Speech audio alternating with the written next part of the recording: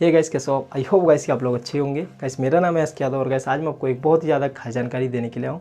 So basically guys हम में से जो भी कभी भी किसी भी बैंक में अकाउंट खुलवाते हैं तो हर बैंकों का एक रूल है कि हमें एक एटीएम कार्ड या डेबिट कार्ड जिसे कहते हैं, या कुछ लोगों की रिक्वायरमेंट रहती है तो क्रेडिट कार्ड तो हर बैंक देता है। सो गाइस यहाँ पे आप में से सभी लोगों के गाइस अकाउंट अलग अलग हो सकते हैं, बट सभी बैंकों के पास एटीएम कार्ड होगा ही होगा। एटीएम कार्ड भी गाइस सभी के बैंकों के अलग अलग होते हैं, बट यहाँ पे जो कि एटीएम कार्ड को यूज़ करते हैं उनको पता हो या नहीं पता हो तो मैं बताना चाहूँगा कि सभी के एटीएम कार्ड पे एक नाम लिखा रहता है, जो कि होगा गाइस या तो वीज़ा कार्ड होगा या मास्टर कार्ड होगा या रुपए कार्ड होगा। ज़्यादातर गाइस यहाँ पे 90% जो देखा जाए तो वीज़ा कार्ड या मास्टर कार्ड ही मिलेगा। उसके अलावा जो कि रुपए है वो भी मिलता है, बट इन तीनों के अलावा और कोई भी नाम आपको नहीं देखने को मिलेगा। सो आखिर ये गाइस कंपनियाँ करती क्या है भाई, इनका काम क्या है? क्योंकि कार्ड तो हमें बैंक देता है, तो भाई इनका क्या काम है जो कि बैंक इनको प्रिंट करके देता है कि ये चीज़ क्या है। यहाँ पे गैस हम लोग बात करें गैस, जब भी हम पहले बैंकों को यूज़ करते थे तो वहाँ पे ये था कि जब भाई हमारे पास एटीएम मशीनें नहीं थी या एटीएम कार्ड नहीं था तो उस कंडीशन में क्या होता था गैस, देखिए जब भी हम बैंकों से पैसे निकालने जाते थे तो उस कंडीशन में हमें बहुत ज़्यादा टाइम लग जाता था। टाइम तो खैर आज भी लगता है, बट उस टाइम पर और भी ज़्यादा लग सकता था। और अगर हम आज के मुकाबले देखें तो उस टाइम में बहुत ही ज़्यादा नुकसान होता था। अभी मान लीजिए कि किसी को पैसे की ज़रूरत है तो अब वो कब विड्रॉल स्लिप भरेगा और फिर लंबी लाइन में लगेगा, फिर उसके बाद में उसका नंबर आएगा, पैसे मिलेंगे यहाँ वहाँ, तो बहुत ज़्यादा टाइम लग जाता था। लगभग मान सकते हैं कि भाई 1 से आधा दिन तो ख़राब हो ही जाता है। इसके अलावा कभी किसी को अर्जेंटली ज़रूरत पड़ गई पैसे की तो बैंक तो रात को बंद रहते हैं, सो यहाँ पे उसको बैंक के टाइम पीरियड के अंदर ही पैसे निकालने रहते थे, जो कि देखा जाए तो थोड़ा सा स्टेबल नहीं था। हालांकि वो चीज़ें सिक्योर ज़्यादा थी क्योंकि चेक उनके बिना कोई नहीं निकाल सकता है। बट यहाँ पे जब से एटीएम मशीनें आई हैं, एटीएम चीज़ें आई हैं, तो यहाँ पे किसी का पिन किसी को भी पता चल जाए तो कोई भी निकाल लेता है। हालांकि ये सारी चीज़ें हमें थोड़ा सा आसान काम को बनाती हैं, बट यहाँ पे जो सिक्योरिटी के मामले में देखा जाए तो यहाँ पे एटीएम मशीन को इससे मतलब नहीं है कि भाई पैसे कौन निकाल रहा है। उसको पिन पता रहेगा तो भाई पैसा कोई भी निकाल सकता है। बट ऐसा पहले जो कि हम चेक के माध्यम से करते हैं या विड्रॉल जाके करते हैं तो उसमें ऐसा नहीं होता। तो ये कारण है कि गाइस वो चीज़ें थोड़ा ज़्यादा सेफ़ है, थोड़ा कम सेफ़ है। बट अगर देखा जाए तो ये हमारे टाइम को बहुत बचाता है, क्योंकि यहाँ पे हमें एटीएम से कभी भी हम पैसे निकाल सकते हैं और किसी भी टाइम निकाल सकते हैं। और यहाँ पे कोई कितना भी अमाउंट निकाल सकते हैं। अगर आप मान के चले तो आपको 1 लाख 1.5 लाख तो निकाल ही जा सकते हैं आप। तो यहाँ पे जो कि अमाउंट है वो आप किसी भी टाइम निकाल सकते हैं, तो ये हमारे टाइम को जो है बचाता है। सो यहाँ पे मैं इस चीज़ को गलत नहीं कहूँगा, गाइस ये चीज़ एक जो कह सकते हैं कि सही है। सो गाइस इनके अलावा गाइस भाई इन कंपनियों का क्या मैटर करता है, क्योंकि सारी चीज़ें तो अलग से मैनेज है, तो इन कंपनियों को बैंक क्यों लिख के देता है, हर कार्ड पे इनका नाम क्यों लिखा रहता है। तो इसके लिए गाइस मैं आपको बताना चाहूँगा कि जब भी स्टार्टिंग में एटीएम वगैरह मशीनें लगाई जाती थी तो गाइस उस दौरान आपको पता होगा कि यहाँ पे शुरू में ऐसा था कि भाई जो जिस बैंक का एटीएम कार्ड है उसी बैंक के एटीएम मशीन पर काम करेगा, इसके अलावा दूसरे एटीएम मशीन पर काम नहीं करेगा। अब उस कंडीशन में भी गाइस थोड़ी सी बहुत ज़्यादा परेशानियाँ होती थी।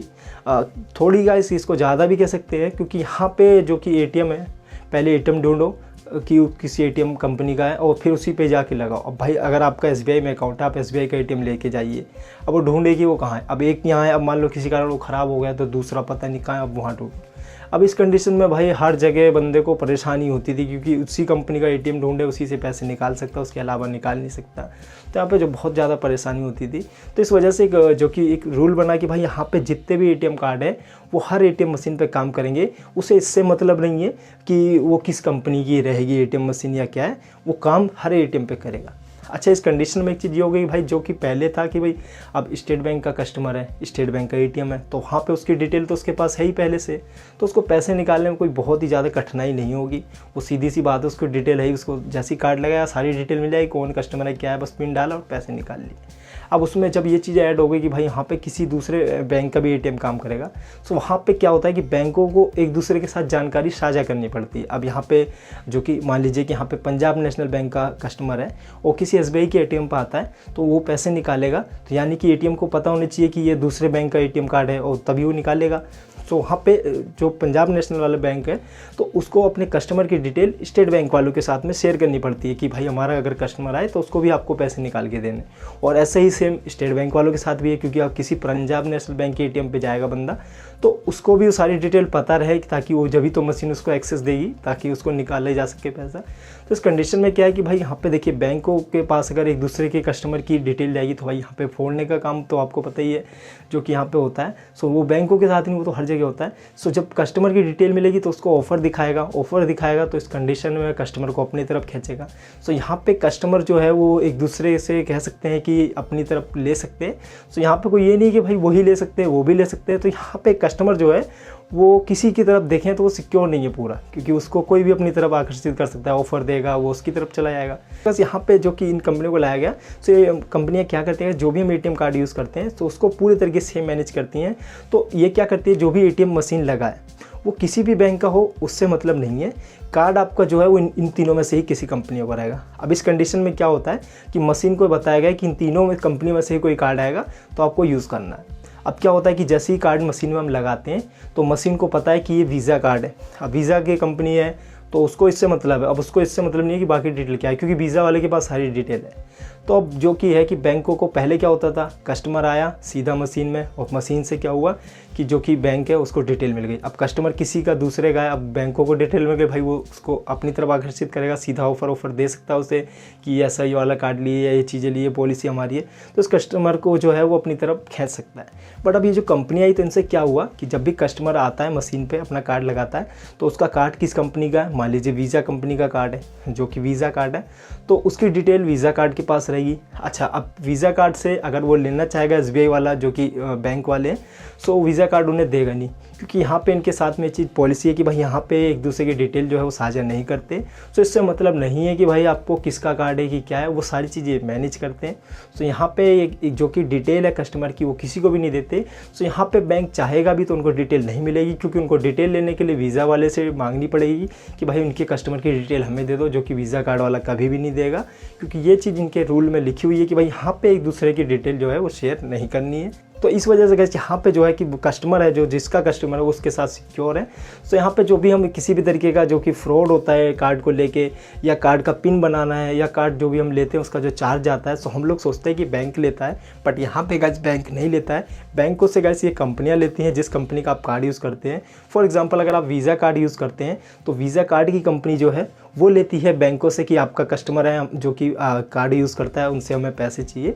सो बैंक आपसे कहता है कि भाई हमें इसके कार्ड के आपके पैसे कटें।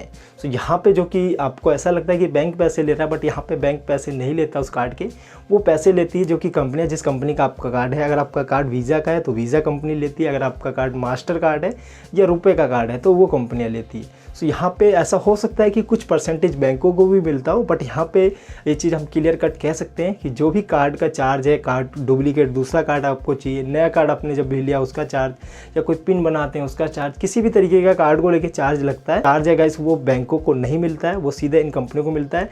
बट इन कंपनियों का जो कि बैंकों के साथ टाई अप है, क्योंकि हमें तो इन्हें पता नहीं है कि कौन है क्या है, सो हमें तो बैंकों से ही हमारे कार्ड हमें इशू हुआ है तो हम तो बैंकों को ही देंगे, देन बैंकों से ही कार्ड लेंगे।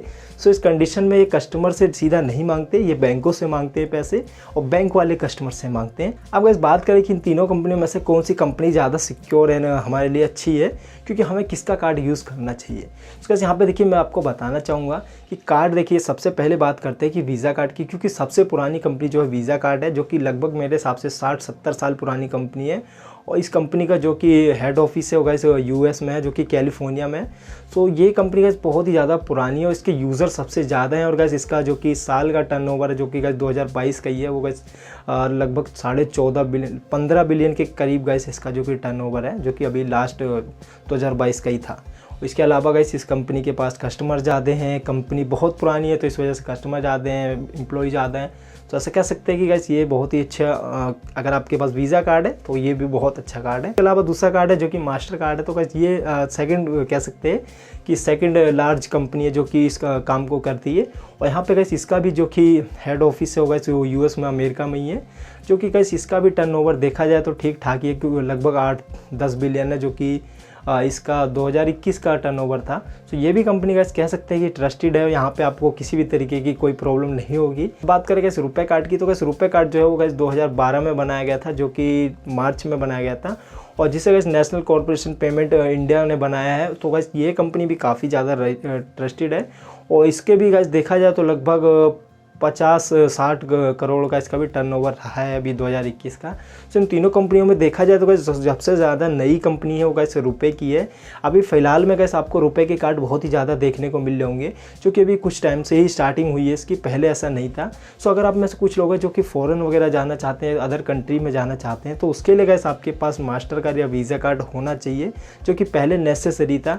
बट इसके अलावा आपके पास अब रुपए की भी चॉइस आ गई है, क्योंकि रुपए कार्ड में पहले जब स्टार्टिंग में इसको किया गया था तो ये सिर्फ डोमेस्टिक ही बनाया था कि आप इसका इंडिया में कहीं पे भी यूज़ कर सकते हैं।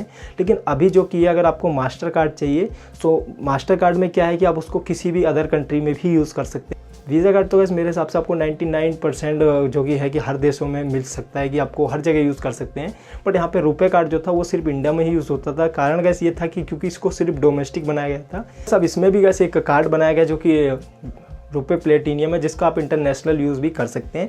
सो यहाँ पे अगर आपको इंटरनेशनल यूज़ के लिए कार्ड चाहिए तो आप वीज़ा का, मास्टर कार्ड या रुपए, तीनों में से किसी का भी कर सकते हैं। बट अगर आप वीज़ा का कार्ड लेते हैं या मास्टर कार्ड लेते हैं तो वहाँ पे आपको कुछ भी बोलने की जरूरत नहीं है। आपको वीज़ा या मास्टर कार्ड है तो आप सीधी सी बात है कि यूज़ कर सकते हैं। बट यहाँ पर अगर आप रुपये का कार्ड लेते हैं तो यहाँ पर आपको बैंक से कहना पड़ेगा कि भाई मेरे को प्लेटिनियम का चाहिए, क्योंकि मेरे को अदर कंट्री जाना पड़ता है, जाऊँगा तो उसके लिए यूज़ करूँगा, नहीं तो आप इसका यूज़ नहीं कर पाएंगे। सो यहाँ पे जो कि आपको अगर रुपये का कार्ड लेने की सोच रहे हैं तो आपको ये कहना पड़ेगा। इसके अलावा गैस अगर आप मेरे से सजेशन मांगे तो मैं गैस यही कहूँगा कि आप रुपए कार्ड को यूज़ कीजिए, क्योंकि गैस ये इंडिया की कंपनी है तो यहाँ पे हमें अपने देश को सपोर्ट करना चाहिए, क्योंकि हमारा पैसा हमारे पास रहेगा तो वही सही रहेगा। और कुछ लोग हैं कि भाई मैं कहूँगा फॉरेन कंट्री घूमने जाऊँगा। सो अभी तो खैर रुपए ने चीज़ कर भी दिया है कि आप प्लेटिनियम लेते हैं तो इसको भी अदर कंट्री में भी यूज़ कर सकते हैं। बट यहाँ पर अगर आप लोग ऐसे सोचते हैं कि भाई मेरे को लेना वीज़ा कार्ड ही है, वही है, सो आपके मन में गैस ये बहुत बुरा विचार है। क्योंकि गैस यहाँ पे क्या फ़ायदा आपको नॉर्मल कार्ड यूज़ करने से मतलब है किस कंपनी का, इससे तो हमने आज तक देखा ही नहीं। और 99% लोगों को आज पता ही नहीं होगा कि इसका मतलब ही क्या है। बट अब जिनको मतलब पता चल जाता है वो कुछ ज़्यादा दिमाग लगाने लगते हैं। सो मेरा कैसे आपसे यही ओपिनियन है और यही रिक्वेस्ट है कि आप लोग वीज़ा कार्ड को मत यूज़ कीजिए, मास्टर कार्ड को मत यूज़ कीजिए। गाइस सबसे ज़्यादा आपको मैं यही कहूँगा कि आप रुपए कार्ड को यूज़ कीजिए। कार्ड गाइस कोई से भी बेकार नहीं है, बट यहाँ पे हमें अपने देश को पहले सपोर्ट करना चाहिए, ताकि हमारे जो कि पैसा है वो हमारे देश में ही रहे। सो आई होप गाइस की वीडियो आपको पसंद आई होगी। So guys please guys video आपको अच्छी लगी तो वीडियो को लाइक करें, देन अपने दोस्तों के पास जो शेयर करें, ताकि गाइस ये नॉलेज उन्हें भी मिल सके। तो ठीक है, मिलते हैं अपनी नेक्स्ट वीडियो के साथ में। जब तक ऐसे वो बोलते हैं वीडियो को देखने के लिए ओके बाय।